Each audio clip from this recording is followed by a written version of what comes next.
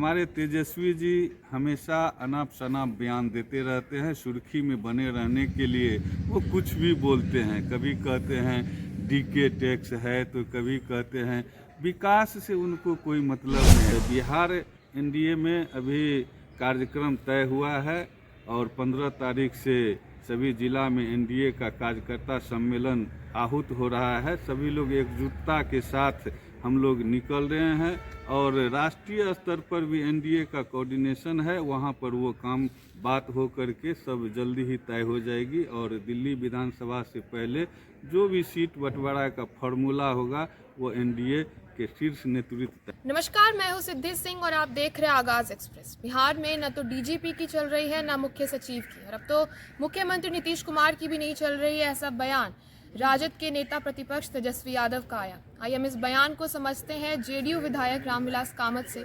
किस तरीके से देखते हैं सर आप इस बयान को?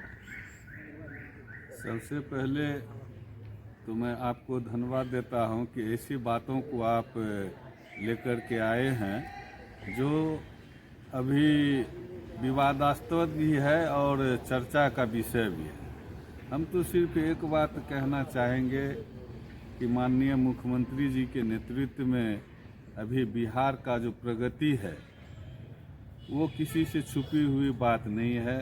हमारे माननीय मुख्यमंत्री जी दिन रात मेहनत करते हैं और बिहार काफ़ी तेज़ी से आगे बढ़ रहा है, हर क्षेत्र में विकास हो रहा है।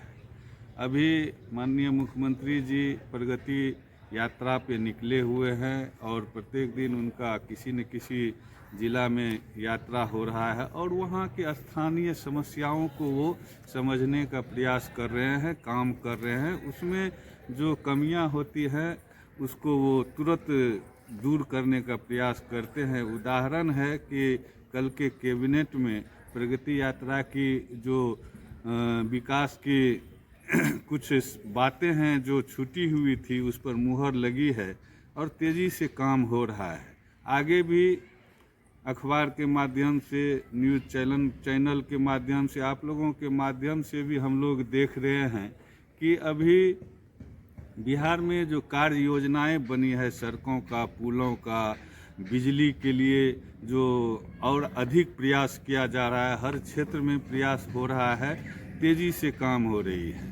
हमारे तेजस्वी जी हमेशा अनाप शनाप बयान देते रहते हैं, सुर्खी में बने रहने के लिए वो कुछ भी बोलते हैं। कभी कहते हैं डीके टैक्स है, तो कभी कहते हैं विकास से उनको कोई मतलब नहीं है, काम से। डीके टैक्स पे उनका बयान आया कि डीके टैक्स की वजह से बिहार में जो है एक रिटायर्ड अधिकारी बिहार चला रही है, साथ में जो काबिल अधिकारी है उनकी पोस्टिंग की जा रही है, उन्हें दूर भेजा जा रहा है बिहार के कार्यों से। कहते हैं कि बिहार में वसूली हो रहा है डीके टैक्स के अंदर। देखिए, ये काम जिनको काम करने का आदत है वो काम करेंगे और काम जब होता है तो टीका टिप्पणी होती है, उसमें जो त्रुटियां होती है मुख्यमंत्री जी तुरंत संज्ञान लेते हैं और उस पर काम करते हैं, उसको दूर करने का प्रयास करते हैं।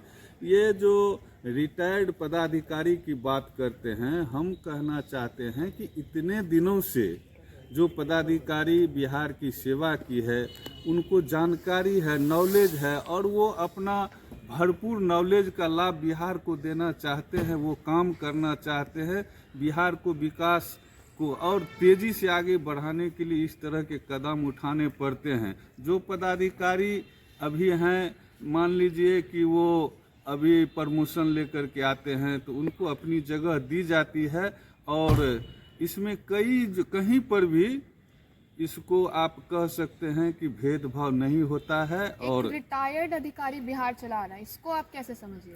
रिटायर्ड अधिकारी क्या होते हैं? अभी हमारे यहाँ काम करने का फॉर्मूला बना हुआ है कि आप रिटायर्ड भी हो गए हैं तो आपको अनुबंध पे रख करके आपकी सेवा ली जाएगी, उसी नियम के तहत जो है सो लिया जा रहा है काम।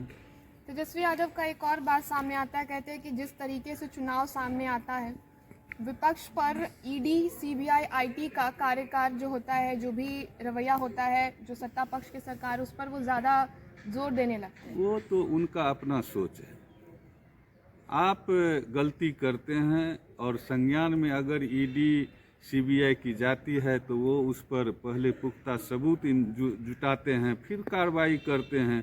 तो जब जिसके पक्ष में सबूत आता है तो उस पर कार्रवाई होती है, उसको चुनाव से जोड़ने की कोई आवश्यकता नहीं है।